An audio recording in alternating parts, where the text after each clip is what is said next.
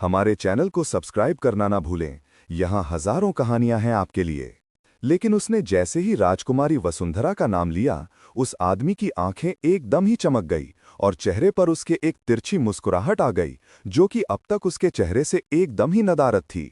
चंद्रिका ने उसके चेहरे की वो बदलते हुए भाव पर गौर तो किया, लेकिन वो कुछ बोली नहीं। और तभी उस आदमी ने कहा, राजकुमारी तो बड़ा जुल्म करती है तुम पर, और फिर भी तुम उसे अपनी दोस्त कह रही हो, जबकि उसने तुम्हारी जान खतरे में डाल दी अपना एक शौक पूरा करने के लिए।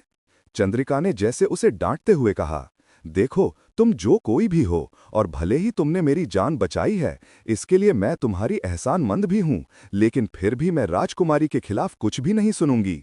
उन्होंने मेरे लिए बहुत कुछ किया है, और बदले में मैं उनके लिए अगर इतना कर देता हूं तो ये कोई बड़ी बात नहीं है। वैसे भी ये फूल तो मुझे भी पसंद है।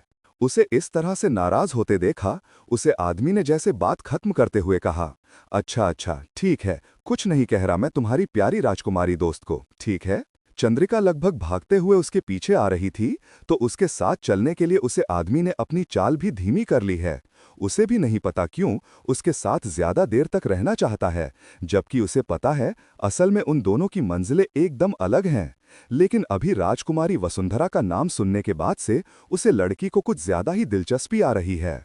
वो दोनों साथ में चलते हुए उस जगह से थोड़ा आगे बढ़ाए, और इस बीच चंद्रिका उन फूलों के बारे में भूल ही गई थी, और महल वापस जाने के बारे में भी। उसे आदमी में दिलचस्पी लेते हुए उसने उसे सवाल किया, लेकिन तुम कौन हो और तुम यहाँ क्या कर रहे हो? तुम्हारा नाम तक नहीं बताया तुमने तो मुझे। उसके सवाल के जवाब में विक्रांत इस तरह की एकदम गहरी और भारी आवाज में बोला, विक्रांत, मेरा नाम विक्रांत है, और इससे ज्यादा कुछ जानने की तुम्हें जरूरत नहीं है। मैं एक राहगीर हूं, बस इतना समझ लो। उसकी ये भारी आवाज एकदम रीढ़ की हड्डी को ठंडक देने वाली आवाज में से एक है, जिसे सुनकर चंद्रिका को अपने हाथ पैर के रोएं जैसे खड़े होते हुए महसूस हुई, और वो एकदम अपनी जगह पर रुक गई और बोली, राहगीर, चलो मान लिया कि राहगीर हो, लेकिन फिर भी कोई तो मंजिल होगी ना। हम मंजिल ढूंढने के लिए नहीं निकलते, हम अपनी मंजिल खुद बनाने में भरोसा रखते हैं। विक्रांत ने इतना बोला और तेज कदमों से चलते हुए वहां से काफी आगे चला गया, और फिर वो वहां पर नहीं रुका और ना ही उसने पीछे मुड़कर उस लड़की की तरफ देखा, क्योंकि उसके दिमाग में इस वक्त बहुत कुछ चलने लगा था, और इस बात को वो उसे लड़की के सामने जाहिर नहीं करना चाहता था। चंद्रिका भी तुरंत ही उसके पीछे जाने को हुई, लेकिन उसे पता था कोई भी फायदा नहीं, और वो काफी आगे उन घने जंगलों के बीच चला गया था, जहां पर एकदम घना अंधेरा था, और इस घने अंधेरे में वो भी एक काली साए की तरह जाकर गुम हो गया। अपनी ही जगह पर खड़े हुए चंद्रिका ने कुछ देर तक उसे ध्यान से देखा, और उसे पता नहीं क्यों ऐसा लग रहा था जैसे कि वो मुड़कर वापस आएगा अभी, उसे अंधेरे जंगल से निकलकर एकदम से उसके पास आएगा और आगे की बची हुई बात पूरी करेगा, लेकिन ऐसा कुछ भी नहीं हुआ। तो चंद्रिका ने एक गहरी सांस ली, वो वापस से उसे रात रानी के पेड़ की तरफ आई, लेकिन इस बार उसने पेड़ से एक भी फूल नहीं तोड़े, और नीचे झुककर वहां नीचे जमीन पर बिखरे हुए फूल उठाने लगे, और उसे उठाकर अपनी बस की टोकरी में रख लिया। उसके बाद जब चंद्रिका के पास पर्याप्त फूल जमा हो गए, तो उसने मुस्कुराकर अपनी टोकरी में देखा, और फिर वहां से सीधा राजमहल की तरफ ही निकल गई।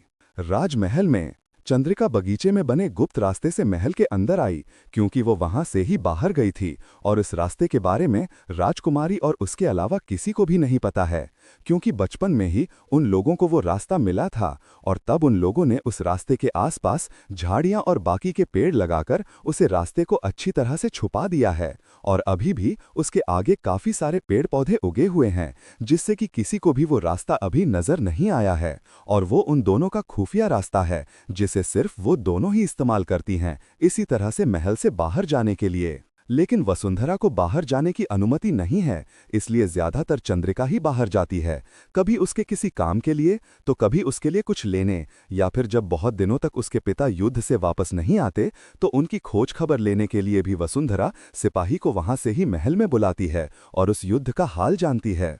लेकिन पिछले कुछ सालों में उसके पिता किसी भी युद्ध पर नहीं गए हैं और वहां पर महल में ही हैं।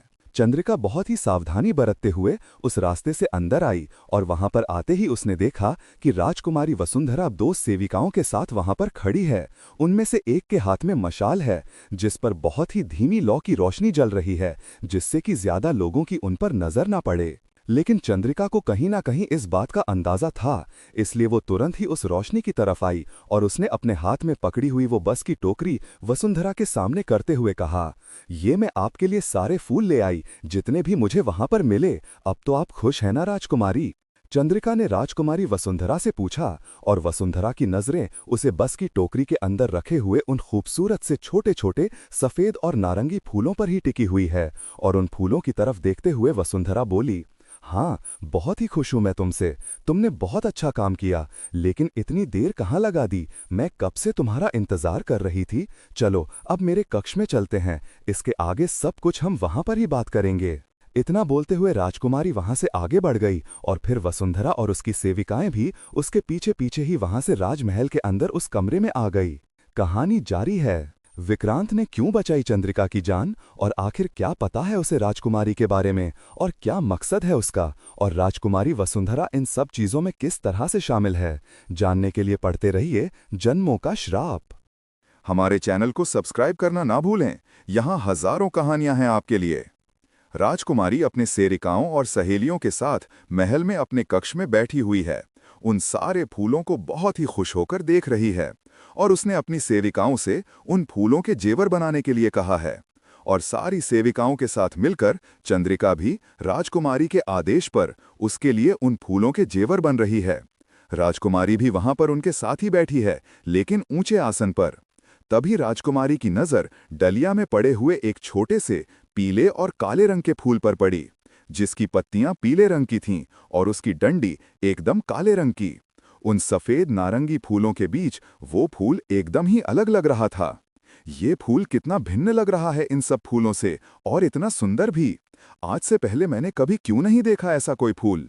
राजकुमारी ने ऐसा कोई फूल आज तक पहली बार ही देखा है, इसलिए उसे बहुत ही उत्सुकता हुई वो देखकर। और उत्सुकतावश राजकुमारी ने तुरंत ही वो फूल अपने हाथों में उठा लिया और उसे देखने लगी।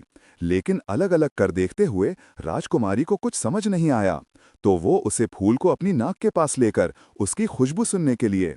लेकिन जैसे ही राजकुमारी ने उसे फूल को सूंघा, उसे बहुत ही अजीब सा लगा और उसकी आंखें एकदम भारी होने लगी। राजकुमारी को समझ नहीं आया कि उसे क्या हुआ, लेकिन उसे ऐसा लग रहा था जैसे कि उसे फूल की महक में एक अलग ही नशा है। और राजकुमारी कुछ भी समझ पाती इससे पहले ही वो एकदम ही वहां जमीन पर गिर गई। राजकुमारी के गिरने की आवाज सुनकर चंद्रिका ने उस तरफ देखा और जल्दी से आगे आते हुए बोली, राजकुमारी, राजकुमारी, क्या हुआ आपको? उठिए, अभी तो ये ठीक थी, ऐसे अचानक से क्या हो गया? बाकी सारी सेविकाओं ने भी उसी तरफ देखा, लेकिन उन्हें भी कुछ समझ नहीं आया। उनमें से एक सेविका जल्दी से पानी लेकर आई और चंद्रिका को दिया।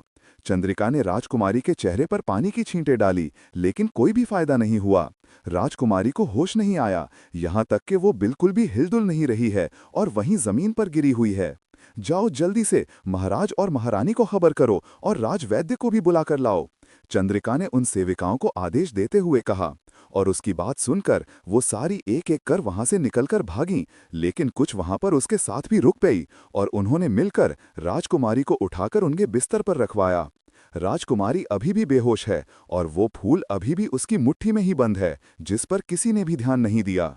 दूसरी तरफ एक छोटी सी कांच की शीशी को उछालकर उसे खेलते हुए एक आदमी ने बोला, देखा तुम लोगों ने, ये तो बस मेरे बाएं हाथ का खेल था, किस तरह मैंने उस जिद्दी भटकती हुई आत्मा को कैद कर लिया। जंगल के अंदर आने वाले रास्ते पर तीन लोग एक साथ एक ही दिशा में आगे बढ़ रहे हैं। जंगल में इस वक्त सुबह का वक्त है और सूरज निकल आया है। चिड़ियां चहचहा रही हैं और कुछ छोटे जंगली जानवर भी इधर उधर भागते खेलते हुए नजर आ रहे हैं। उन तीन लोगों में दो लड़के हैं और एक लड़की, लेकिन तीनों ने लगभग एक जैसे ही कपड़े पहने हुए हैं। और बीच में चल रहे लड़के ने अपने माथे पर कपड़ा बंधा हुआ है, उसके बाल लंबे हैं और उसी के हाथ में वो कांच की भी है। वो काफी खुश लग रहा है, जैसे कि उसने कुछ बहुत बड़ी उपलब्धि हासिल कर ली हो। उसके साथ चल रही लड़की ने कहा, हाँ हाँ, हम सबने देखा, बार बार बताने की जरूरत नहीं है, क्योंकि हम दोनों भी वहां पर ही थे और हमारी मदद के बिना अकेले तुम ये कभी नहीं कर पाते वीरेश। उन दोनों के साथ चल रहे दूसरे लड़के ने लड़की की तरफ देखकर उसे समझाते हुए कहा, रहने दो शिवानी, तुम्हें पता है ना इसे दिखावा करने का कितना शौक है, और अब इसने पहली बार ही किसी आत्मा को कैद किया है तो हवा में तो उड़ेगा ही। शिवानी ने भी उसकी बात का जवाब देते हुए कहा, हाँ हाँ सक्षम, मुझे पता है, लेकिन ये तो देखो कितना खुश है। इसे ऐसा लगता है गुरुजी से इसे इनाम मिलेगा इस छोटे से काम के लिए, जबकि ये तो सिर्फ शुरुआत है। आगे तो हमें बहुत बड़ी बड़ी कार्य शक्तियों का सामना करना, और ये तो बस एक अतृप्त आत्मा थी। अपने अगल बगल चल रहे उन दोनों की बातें सुनकर बीच में उनके थोड़ा सा चल रहा वीरेश अपनी जगह पर रुक गया, क्योंकि उन लोगों की बातें सुनकर वो किस गया है। और उसने गुस्से से पीछे मुड़कर उन दोनों की तरफ देखते हुए कहा, एक बात बताओ जरा, तुम दोनों मेरे दोस्त हो या फिर दुश्मन? जरा सा खुश नहीं हो सकती हो अपने दोस्त की खुशी में? जब से बस ताने ही मारते जा रहे हो। ऐसा भी क्या दिखावा कर दिया? मैं तो बस वही बता रहा था जो वहां पर हुआ, लेकिन तुम लोगों को शायद सुना ही नहीं है। कोई बात नहीं, आश्रम में जाकर मैं दूसरे लोगों को सुनाऊंगा जो दिलचस्पी लेकर मेरे कारनामों के बारे में सुनते हैं। सक्षम ने आगे जाकर उसके कंधे पर हाथ रखते हुए कहा, अरे यार हम खुश हैं, चलो बता लेना तुम उन सबको ही, लेकिन अभी पहले हमें गुरु ही से मिलना होगा, और तुम्हें ये कांच की सीसी भी तो गुरु जी के पास ही जमा करनी है। सक्षम की ये बात सुनकर वीरेश ने हाँ में अपना सिर हिलाया, और उन दोनों के साथ खड़ी शिवानी भी उनकी बात सुनकर हल्का सा मुस्कुराई, और फिर वो तीनों एक साथ ही आश्रम की तरफ बढ़ गए जहां पर गुरुजी ध्यान में बैठे हुए थे। तो वो तीनों उनके सामने ही बैठ गए और गुरुजी के आंखें खोलने का इंतजार करने लगे। To be continued. कौन है वो तीनों लोग और कौन सी काली शक्तियों के बारे में बात कर रहे थे? और क्या गुरुजी को पता चल चुका है विक्रांत की वापसी के बारे में? और क्या हुआ है वसुंधरा को? क्या किसी की नजर पड़ेगी उसे फूल पर? और कैसे आया वो अलग दिखने वाला फूल उन फूलों के बीच? इसके पीछे किसका हाथ हो सकता है? क्या लगता है आप लोगों को? बताइए कमेंट में।